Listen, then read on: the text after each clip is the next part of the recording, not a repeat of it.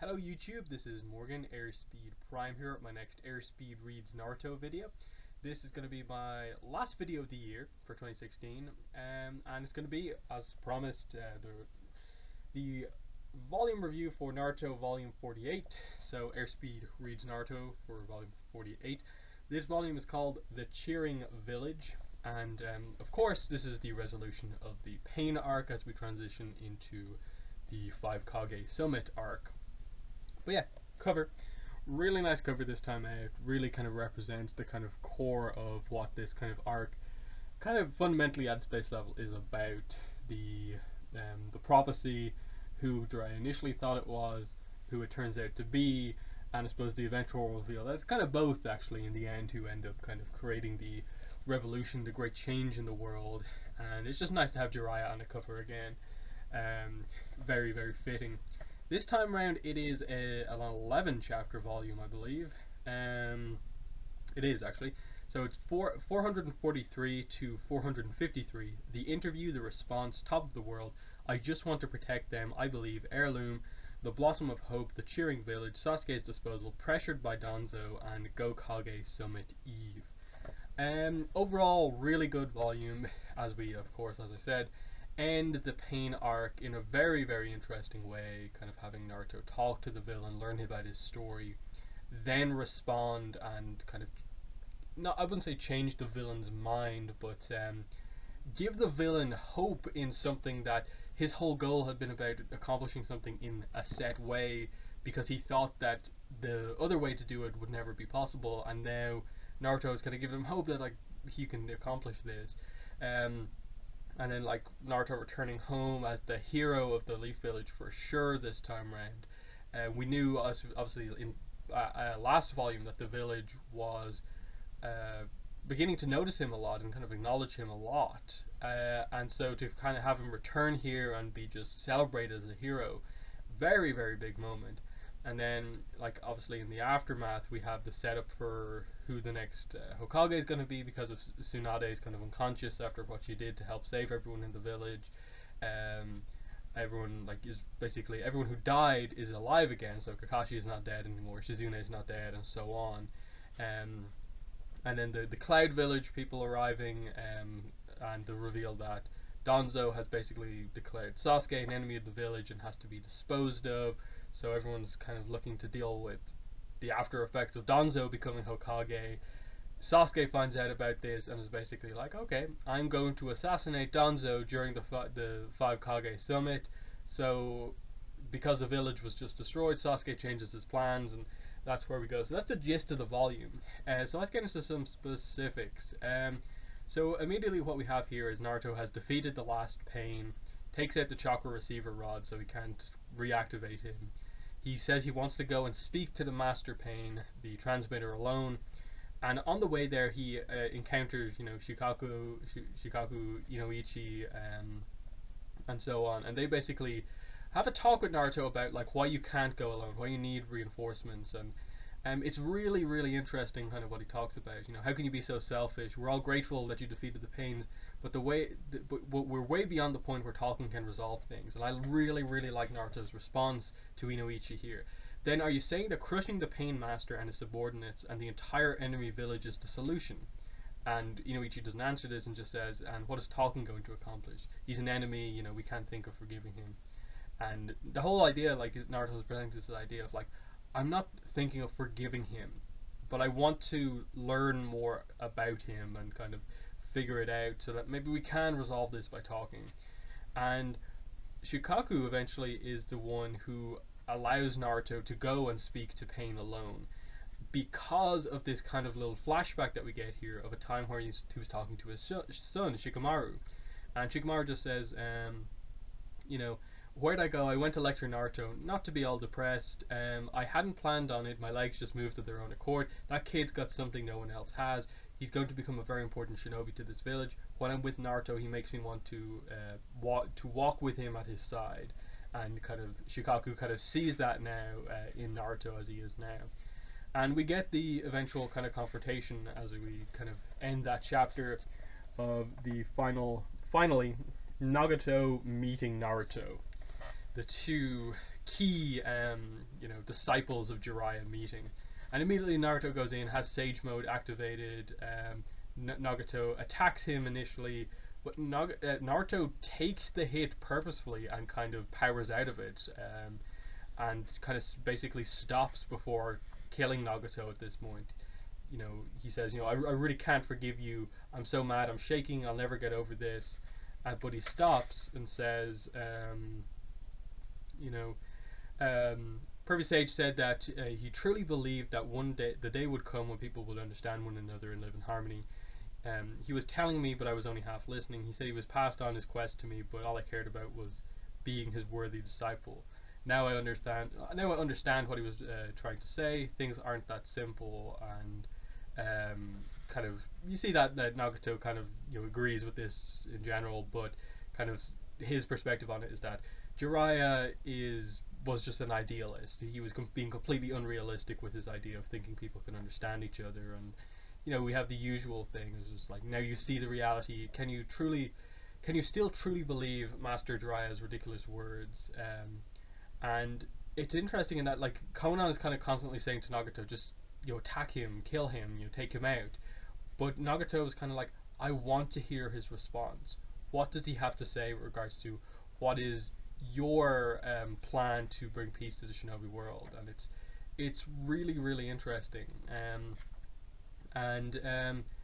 It's interesting because what leads to this happening is that Naruto basically goes, he wanted to ask you how you all who used to be his students could end up like this.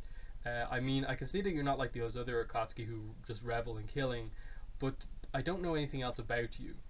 I want to hear your stories, then I'll give you my final response. So very interesting that like Naruto is at the stage now where he's kind of like, okay, you were also trained by Jiraiya, and I just right now cannot understand how you, having been trained by Jiraiya, are now in this position. How can that possibly happen with him as your master? Once I know your story, then it will give me an idea about kind of what's going on. And the story is very interesting in that, like, straight away, Nagato starts off with, I've experienced two great pains in my life. One was the death of my parents, and the other was the death of Yahiko.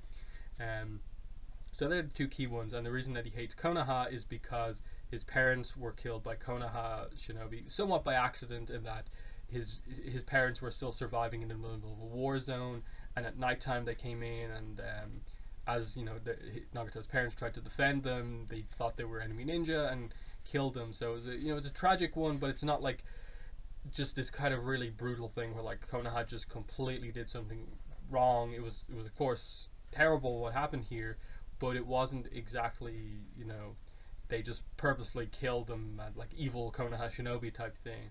But this is the moment where Nagato woke up his Rinnegan, and it was revealed later that he killed those two Konoha shinobi, and eventually he came as an orphan after this point to meet Conan and then Yahiko, and they kind of developed their whole ideals together of kind of basically wanting to, initially as kids, rule the world so that they could rule it in a way where nothing like what happened to them would ever happen to anyone else. And that's when they encounter Jiraiya, and that leads to the death of Nagato's dog.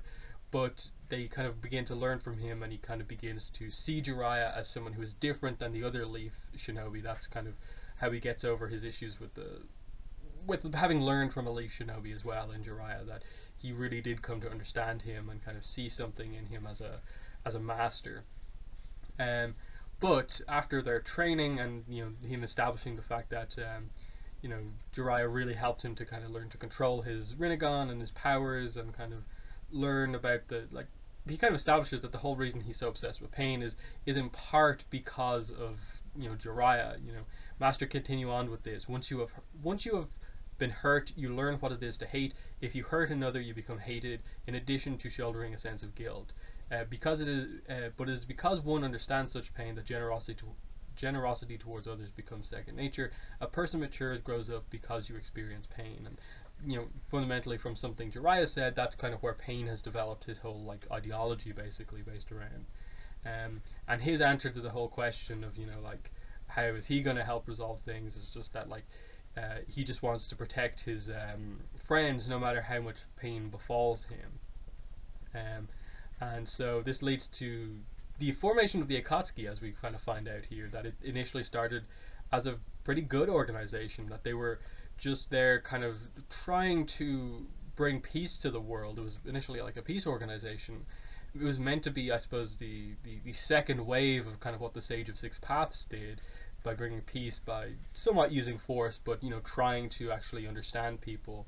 But Hanzo, obviously the person who battled the three Sanin, trapped them and basically created this situation where unless Nagato killed Yahiko, he would kill Conan, and so basically we get this really, really tragic moment where, kind of helpless, what happens is Yahiko basically kills himself. He runs into Nagato's kunai on purpose so that Nagato never had to feel the guilt of like, you killed me, no, I accept this, you become leader now, and the two of you and Conan, you kind of become the saviors of this world.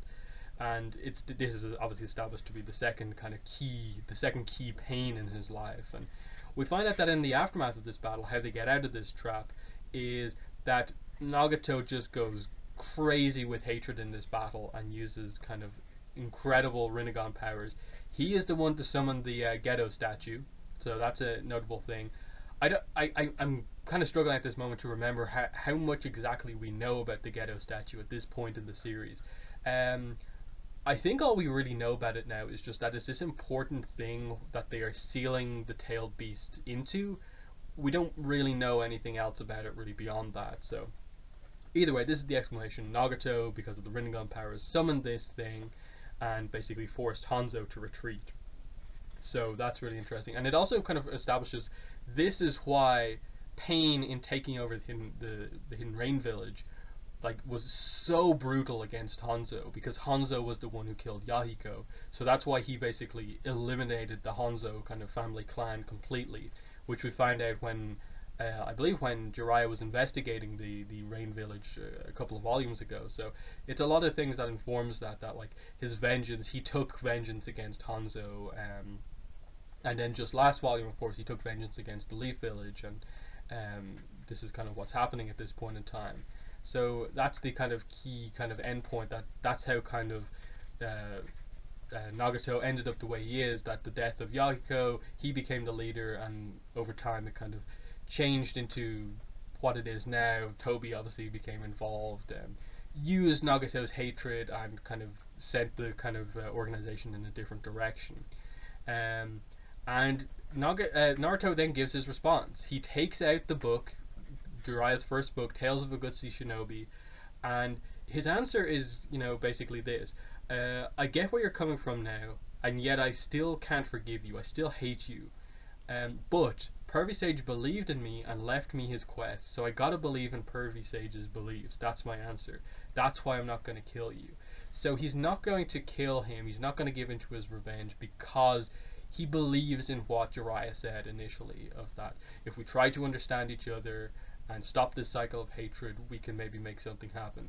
So Naruto is not going to give in to revenge and continue the cycle of hatred, killing Nagato just because he, is his enemy, as they kind of establish here, but that he's understood what he's been through, and he's purposefully not going to kill him here. He's never going to forgive him. He still hates him, but he's not going to kill him just out of revenge. And we still continue. Like Nagato initially doesn't fully believe this, and he's kind of like, wait, you're asking us to believe in you and simply wait around for you to bring about peace?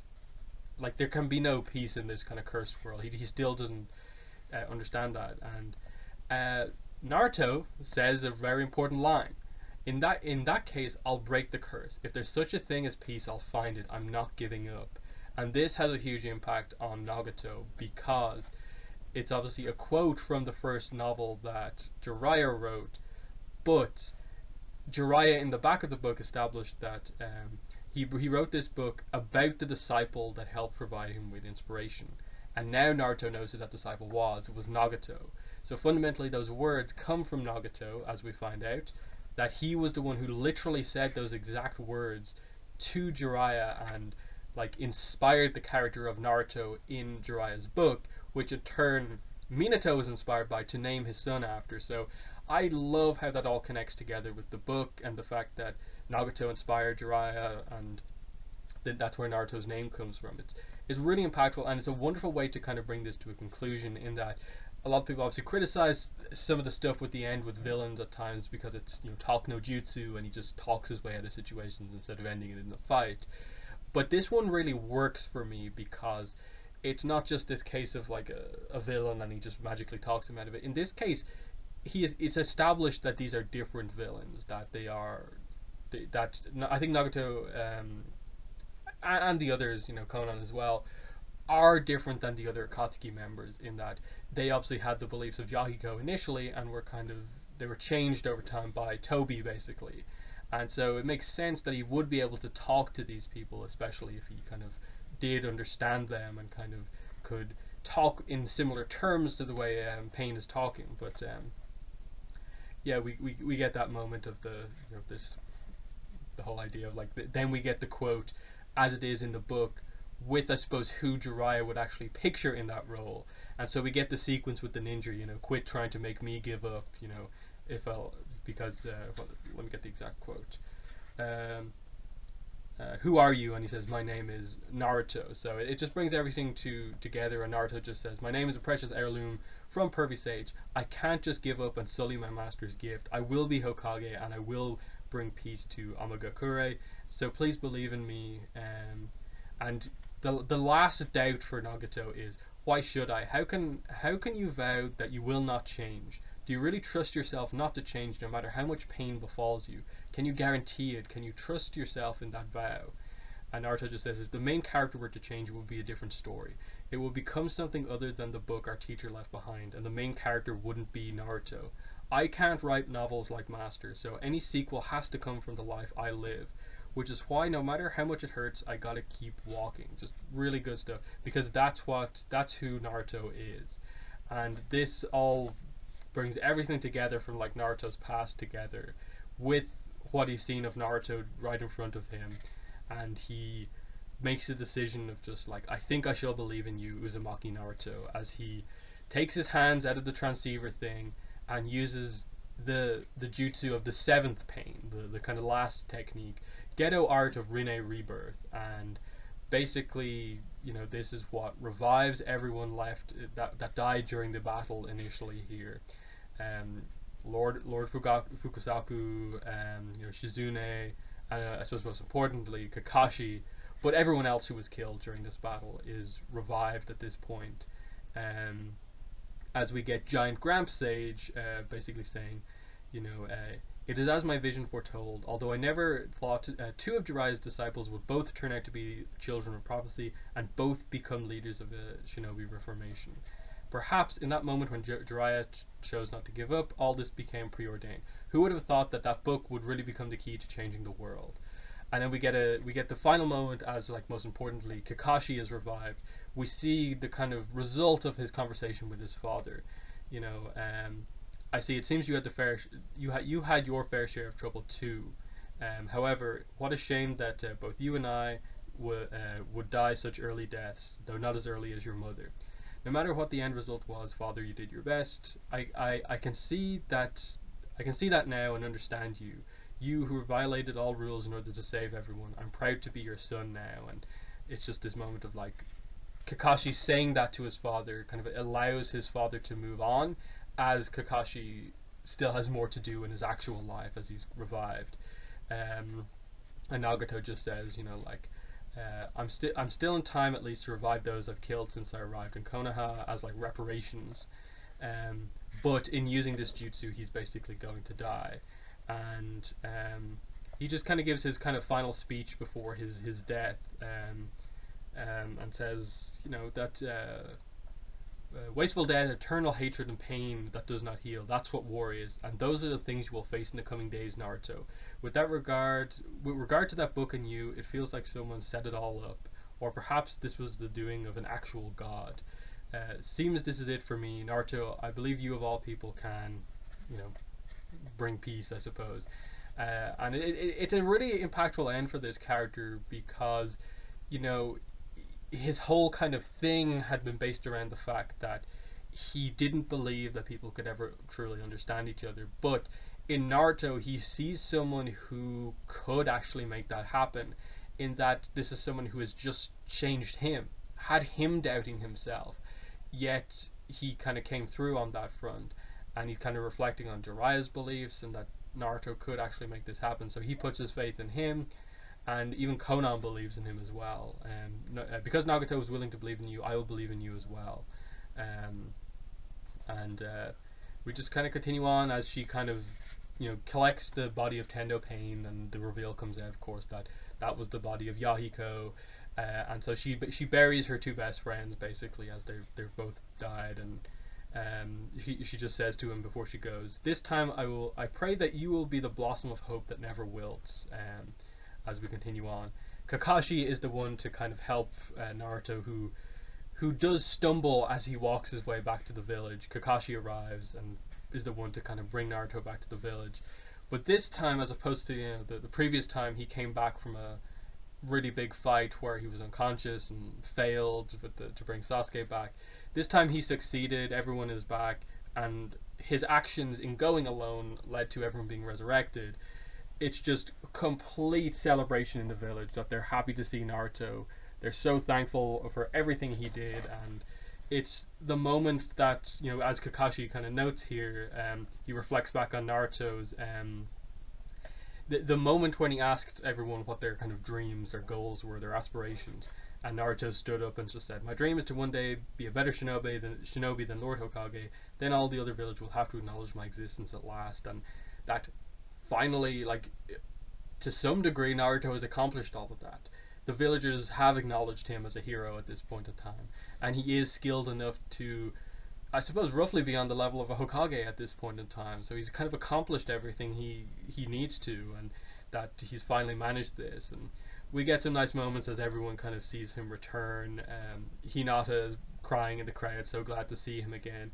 And then they make a good note here with Sakura here, as she kind of goes up to him, punches him in the stomach for taking such risks, you idiot, and then hugs him and just says thank you. It's a nice moment because it's one of those ones where Sakura is often like that. Just she teases Naruto in that sense of, like, she hits him and it's just like, hey, you're such an idiot and stuff like that. But it is nice on occasion to get these kind of more emotional moments between the two of them that kind of do highlight their friendship and kind of closeness as characters, in that it's not romantic here at all. She is just incredibly thankful that, one, her close friend Naruto came back.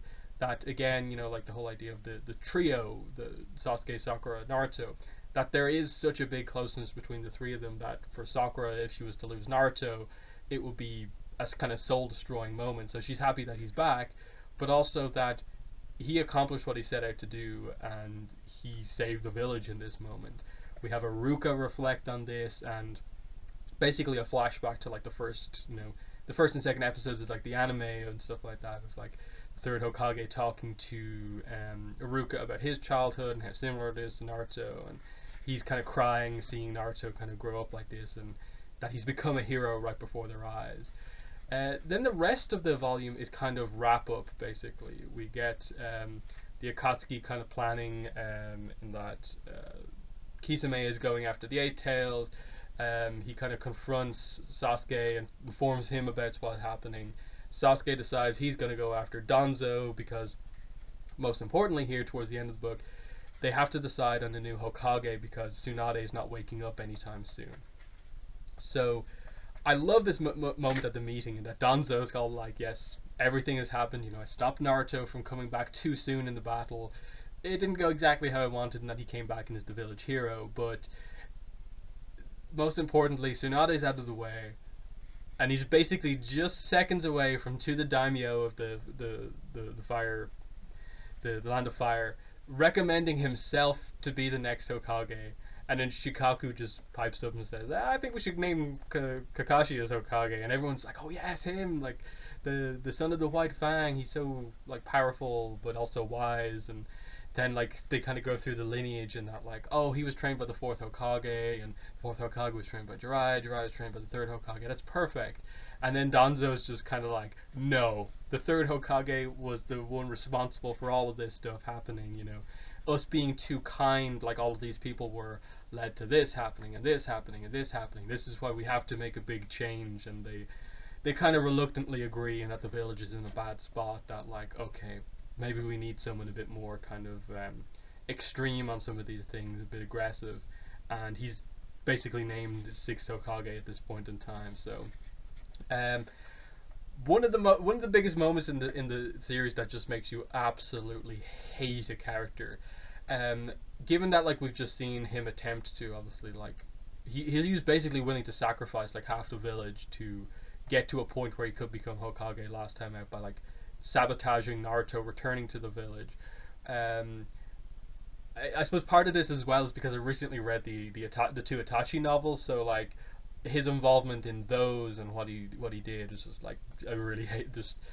He's one of those characters where I think he's well written, but like you absolutely hate him and want him to kind of get what's coming to him basically. But yeah, final couple of moments here. The village, the rebuilding of the village begins. Yamato is very important here. He just instantly makes a bunch of houses with his wood style. And then who arrives to see Naruto and Sakura? Only Inari and Tazuna from like the first arc now. Obviously Inari a bit grown up, but it's just a nice kind of reference back in that they were, you know, bridge builders, but they obviously have carpentry skills and stuff like that. So they're going to come back and help, and it's really really fitting moment. And you get a moment where like Sakura's kind of still upset about everything. Naruto helps her out on that front by basically, when they ask those two characters who have been away long enough that they don't know what happened with Sasuke, Naruto kind of doesn't know what to say initially, and then just says, well, we kind of had a fight. He left the village. Don't worry, I'll go get him. You know, you can say hello when we get him back." And it kind of really helps. It really helps Sakura. But then he basically says to Kakashi and Sakura, you know, "I now fully understand how Sasuke feels, what vengeance is about. I thought I knew how Sasuke felt, what he was going through, but I didn't. Whatever I said to Sasuke in the final valley, he wasn't going to. Without understanding Sasuke's pain, there's no way we could ever laugh together or even argue with each other. It's probably going to hurt real bad, but next time I want to have a proper fight with him, and then someday Cell number 7, including Sasuke, can all laugh together like we used to." So he now knows that like he understands Sasuke and can now, I suppose, properly talk to him next time they fight and can maybe get through to him. But obviously the Cloud Ninja arrive. They're looking for information on Sasuke because Danzo has put out the basically assassination order on Sasuke, as Sasuke has just decided to attack the Gokage summit to kill Danzo. And we just end with basically all the Kage heading out, including Gaara here. So that's pretty nice. But yeah, that is the volume 48 of the manga, and we get into some very interesting stuff coming up here as we get to the Five Kage Summit and all of the big events that happen here. But yeah, that's been volume 48. I think it's really good. I think some of the chapters towards the end are a little slower as they kind of set up the next arc, but the ending of the Pain arc I think is really well done, with the ideology, how Naruto was challenged throughout this entire arc, and then the wonderful writing, how they bring Jiraiya's book into it, and his history with Nagato, and you know, and Nagato and Naruto together to kind of resolve it. It all works really nicely. But yeah, volume 48, and from here on out, starting next year, we're on to manga box set volume 3. So for the rest of this, so this is the last box set. We got 49 to 72 in here, 72 being the last volume. So we'll start that next year, and hopefully sometime next year we'll finish the series in this, going through the volumes. But yeah, I'll end by saying links to my Twitter, Tumblr, Patreon campaign, and PayPal donation link all in the description below if you want to follow me on social media or support my channel. But that's been the video, the last video of the year. Thanks for watching, and bye.